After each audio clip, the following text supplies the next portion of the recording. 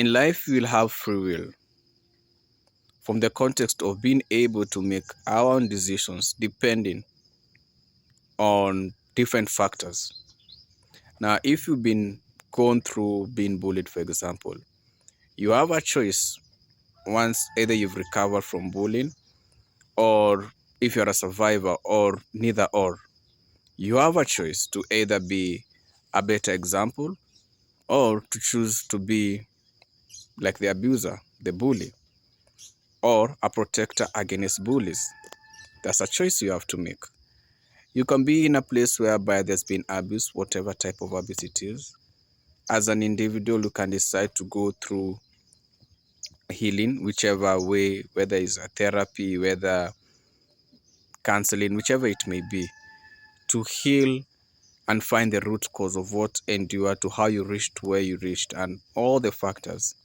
Or the other option is choose to ignore and let the situation eat up.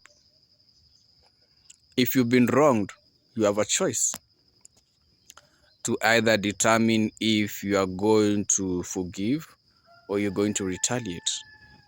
At the end of the day, we have choices that we can make where we can determine if we are going to proceed.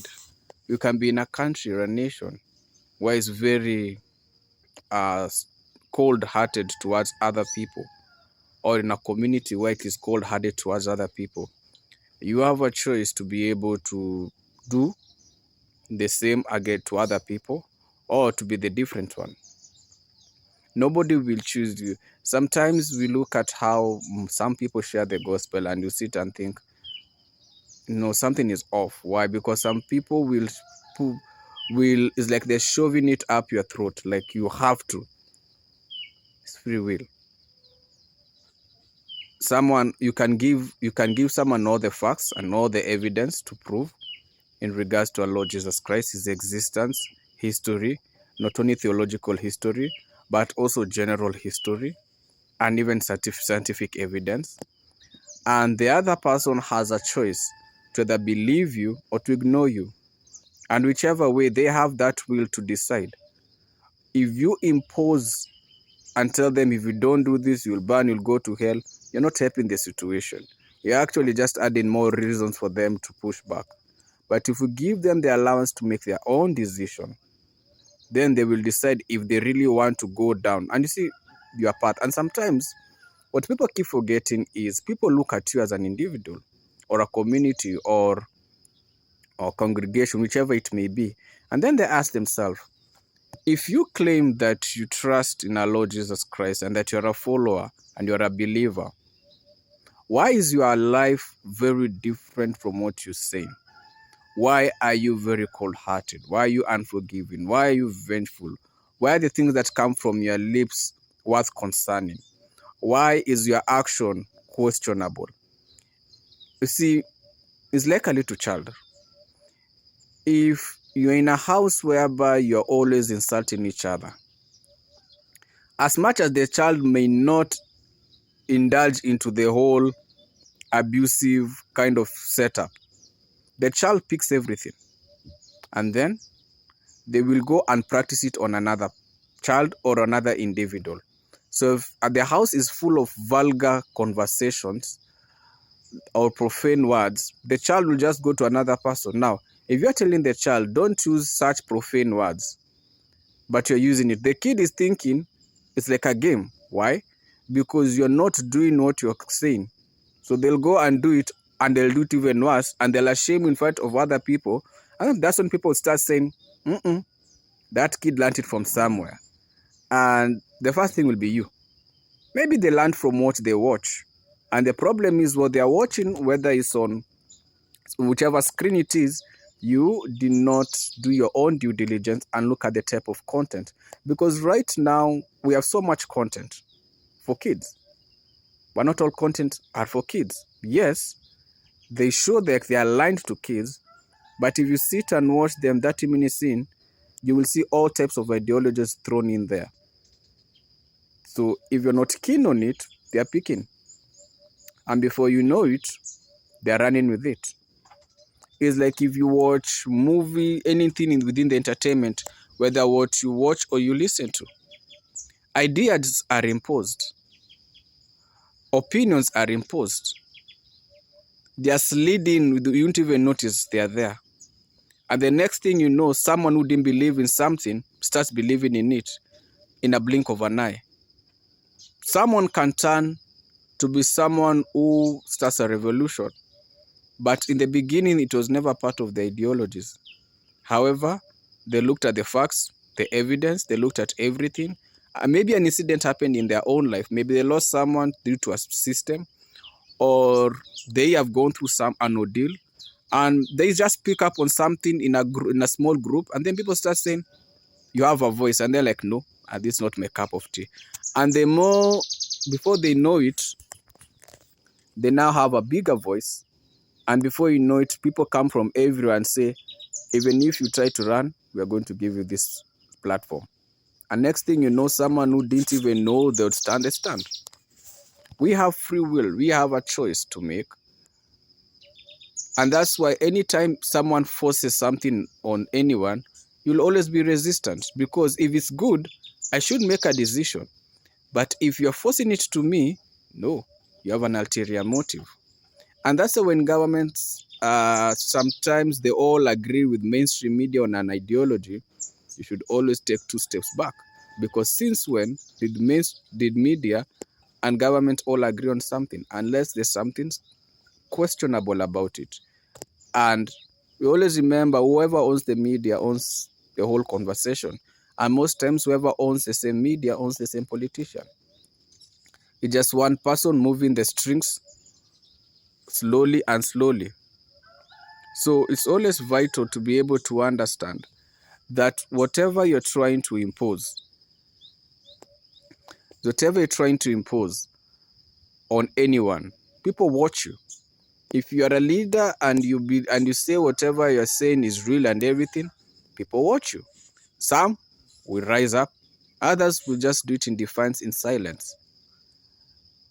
Because at the end of the day, if what you say is good, if for example you say this apparel is good, this dress, this watch is good, my only determinant is if I will look at how it fits a person, then I decide, oh, maybe it is good. Or let's say you're saying a gadget is good, a particular phone or a particular accessory is good. I will have to do my own due diligence, see if what you're saying is true, look at how many reviews that have been done on that particular. And then I have a choice to either purchase whatever it is or choose to ignore. I have my free will to decide. The moment you impose your will, the moment you impose something on anyone without giving them the allowance to make their own decision, they will resist. They may not have to resist directly, but they can do it indirectly. It's like when many politicians call and call people to come to listen to their rallies. Most of the time, 3/4, they pay these people. They pay a group of people to hype up another group of people. And sometimes I normally laugh and say it's just like looking in the mirror and talking to yourself, because the people whom you've called, you've paid for them to come. But the actual people, they are not there because they can smell your lies far away. So what's the interest? Why should they come to attend a rally when they know everything is a pack of lies? Just another layer of lie of another layer of lie. And that's other facts. And sometimes when you treat the politicians as if they are gods or anything, it's wrong. They are your employees. So yeah, just normal respect, but nothing out of the ordinary. So in anything that you do, even if you're a teacher and you're teaching someone, there can be many teachers in a particular subject, but every teacher is unique to their students because of how they, not only how they train, because if they're training a particular subject, the rest are doing it, but something they do that's very different. Maybe in between their teachings, they normally give a life lesson. And so that becomes what the students are more interested in. So, or your style of teaching is so unique that's making them feel comfortable. They then have their free will to either listen to you, ignore you, or just be there for the sake of being there. When you impose anything on anyone, people watch the narrative. They may not directly disagree, but they're not foolish. They are watching.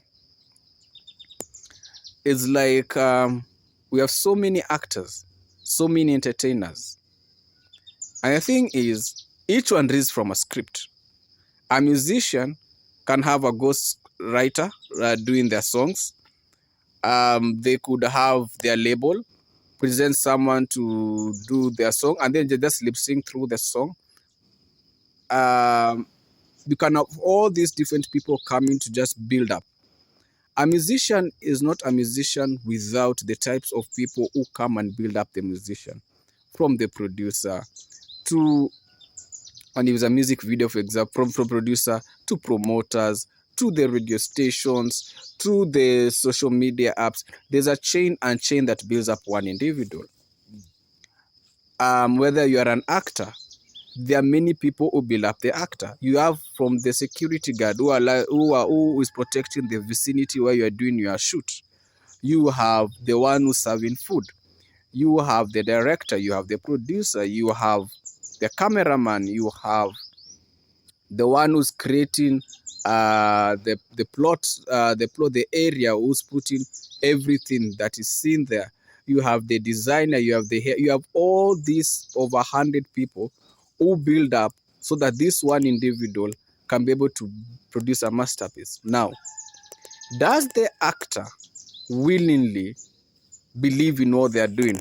Not really. Some are doing it for the money. Some have looked at the script and it aligns with something they believe in. Others, they're like, oh, I just do it for the sake of doing it. And they're good at being able to be the faces. And that's why people always get it wrong when they always put an actor's prior movie or series, and then they believe that that actor believed in that thing. No, they are an actor. They are supposed to be able to know how to be the character that's going to be portrayed. It does not mean they believe in what is there. It does not mean they are part of what is there. However, they have been given the script, they looked at it, they are like, fine. They tweak what needs to be tweaked, and then they get into character. That's what they always say, get into character. So they get into character over the actual character on the screen writing, so that they can be the person whom is on the paper they were going through. It does not mean they are the person. It does not mean. And so people get it wrong when you give them an idol, God-like praise, like they discovered this conspiracy. No. The production house, the one behind the screenwriting, they are the brains behind it. This individual is the one who's able to give out the output in its perfection. Doesn't mean that the actor believes in the conspiracy or the actor agrees with the conspiracy. However, the skill set they have allows them to be able to build up a character that agrees on. For example, if you look some of the the myths of different characters who are like superheroes, were there in real life? Maybe, maybe not. Chances made they were not there. Maybe they are there in ancient days. We really don't know. But they go and do the history. They understand this particular mythological character, or God small g, or idol, whichever way they choose to look at it, or star, the way they look at it, and they try to find the parallels of their character. And then this actor will now have to bring out a character that totally agrees, so that even if someone from that race or community is able to look at the parallel, they're like, I agree. It doesn't mean it is. We are in the time where things are CGI, and then there's AI. So seeing a car flip from one area, you see this actor knows how to jump from one car to one car. Give them an actual one and see them, pew, gone. However, because of the CGIs and other computer ideas, I don't know how to put it, they are able to move up an individual from one area to another. Someone can be seen there in the sea, but they're actually in a swimming pool. Someone can be in a small pool and it shows it's a lake. And then people believe. So it's very important to be able to separate the illusion from reality. And so when you give the godlike characters to these individuals, you go it wrong.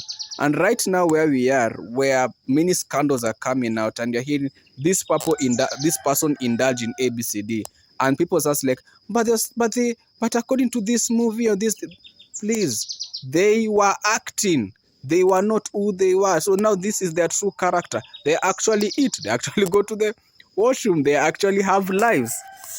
However, the brand they represent allows them to know how to get into character. For how many times do actors or entertainers refuse to take some particular roles? Because they're looking at what the danger of that role can bring to their brand as they have grown up. Same thing with a musician. A musician may have their lyrics and everything others don't have. But there are people who do the ghostwriting for them. And they just have the voice to match whatever is there. Others are just good at lip syncing. It's a whole chain of people. But they have a will to decide to do or not to do. Anytime you impose anything on any individual in life, if you want someone to believe you, show it by your own character. If you are in a relationship or you are about to or you are dating, let it be seen. If you claim to be caring and any that, let it be seen. Sadly, we live in a world whereby is fantasy first, reality is zero. Too many filters. Everyone comes with a lie. Everyone comes with professions that are not in existence. Come, you lie to each other, and then you get surprised when you get the lie. If you came with a lie, you get what you got. So don't regret. But if you came with what's authentic, then authentic will either come or the authentic will find itself. When you're always trying to be someone you're not, you're draining yourself mentally, you're draining yourself physically, you're draining yourself emotionally, you're draining yourself socially, and you're draining yourself even digitally and spiritually. Because when you claim to be someone you're not, you're always going to have to keep up with all this pack of lies and all these layers of lies. But there's so much your body and your mind can take in until it breaks. And it needs one trigger, something very minimal, something that was a slight conversation, a word, something, and you break out of character. And then the truth comes out. Or a particular storm hits. How many men are fathering children that are not theirs? Many. And they don't even know anything about it. And some come to learn it on their deathbed. Others come to learn when they are sick. Others come to learn in major incidences where blood needs to be transfused. Others come to learn through conversations of maybe they heard something from another area. Others come to know when an argument escalates between them and their partner, and then a word is uttered, and then they're like, hold up, I might have heard this thing before. And then you come to realize, because sadly, many men don't raise their own kids. And sometimes someone will either not notice it out of ignorance, others they're just too busy to focus on it, and others they just want to imagine it's not real. But it's real. If you smell a rat, there is a rat probability. So you can't ignore what is there. And this is the 21st century. You have to be in reality. Same thing. You want to be someone who has money. You're dating someone because you see they have cars, they have everything that you look for. But you don't ask yourself, what did this individual do to reach there? Who are the people who helped that person reach where they are reaching? You've come from nowhere. You've seen someone built up. They are wealthy. You're not even sure if it's finances that are legal or illegal. I mean, people are doing money rituals. People are doing blood rituals. People are doing all types of things to get their money. And there you are. And you end up becoming the victim. You end up saying, I want all this money. But you see, if this person had all this money, what do you think they won't do to you once they get you where they want? How many women who didn't even chase the money? They were good, they were just doing their own things. A gentleman came, moved them from a particular profession, and just put them as housewives. And they literally degraded the person to the extent whereby now that part, whoever has the money is still feeling like, I own you, now run. If it's dowry, I paid. If it's your people around you have proved to be a nice person, narcissistic characters. And some of these women didn't even do anything wrong. They didn't even chase people with their bag. And that's where we are at life. People can't be anything and everything. Someone will start up and say, we are together in a revolution. But the question people never ask, when the day is over, where do they go? Do they go into an actual house? Does that house have other layers? Are they an intelligence person? Are they a mole by the system to try and pin a particular issue? And thus you should be very careful. If you're not, you could be like being in a stadium. What entails a stadium? You have the owner of the stadium, you have the security, you have the players, you have the leave alone the spectators. You have whoever is doing the cleaning up of the stadium. You have all those people, and now you have the spectators. And as a spectator, you might not know you're a spectator. You're there because there's a stadium that has everyone playing their particular. You have the mascots, you have all that. Now you have the spectator. The spectator will never even notice what's going on around them. But the owner, everyone, the one doing the ticketing, they determine if the spectator will enjoy or not, depending from the fee they charge. And then you have the players. And sometimes you need to be very careful with everybody who starts and claims to be part of a revolution, or anyone who claims to claim to care about people. You have to do your due diligence. And sometimes they can start well, and then an incident happens that changes their life. It could be a failed assassination. It could be an arrest. It could be a loss of life. And then that triggers, and they realize, why am I fighting for these people where I can sit on a higher seat and do whatever I want? And that's sadly most people who come into power, they can start well, but something happens in their life, and they flip, and they become the worst horror than anyone could ever imagine. Because you will never know people. It is the grace and mercies of God. You don't know anyone. You can be with your partner next to you, but you never know when they're planning to take you out. You don't know how many times your partner has poisoned you in your food. And you said, I like this one. This one is the most sweetest. You don't know how many have gone into witches and warlocks to go and get charms to be able to do something to you, and you are next to them. You don't know. Only God knows. So draw closer to God. Because at the end of the day, He doesn't force anyone to follow Him. The moment you impose an ideology and someone's will to push them to do what you want, then you've not given them free will to choose. Let someone choose. Put the facts, put the evidence, and let someone decide if they agree or disagree. But when you push them, then they will not agree. They will just do whatever you're telling them to do for the sake of their peace. But in their heart, they are not there. So which one is better? Is it better for someone to look and to pretend, or someone who's real? The only way you know someone is real and is not pretending, if you give them the facts and evidence and let them decide. Then whoever is loyal will be loyal, and whoever is not loyal, they will show. You will know someone by the fruits. If you look at a tree and it's beautiful, you will know its fruits when the branches are coming out. And if it's a tree that produces fruits, you will see the fruits.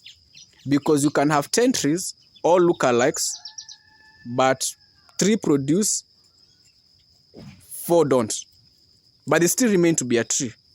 And they do have branches, but they don't have fruit. It's like having a wheat and a tare. If you look at a tare, it looks like a wheat until you see the fruits. And then you can separate and say, I almost confused the two. They look alike. So at the end of the day, if you allow people to make their own choices, if you allow those around you to make their own choices, having given them the facts and the evidence to choose from, then they'll be able to determine their loyalness, or if they believe in what you believe in, because you've not imposed it on them. But if you are imposing, it means you as an individual, you don't trust them and you don't trust yourself. But when you give people free will, it means you trust them to make a decision, whether right or whether wrong. But the moment you impose something on anyone, the moment you have to bring fear factors into something, then that means you do not trust yourself, nor do you trust the other person. It means we know when they choose to make the right decisions, you will lose. So at the end of the day, the choice is yours. And if you are the one to make the free will, make the choice that's going to help, not the one that will destroy you. Because time is precious. Don't waste it. May God guide us all in this journey.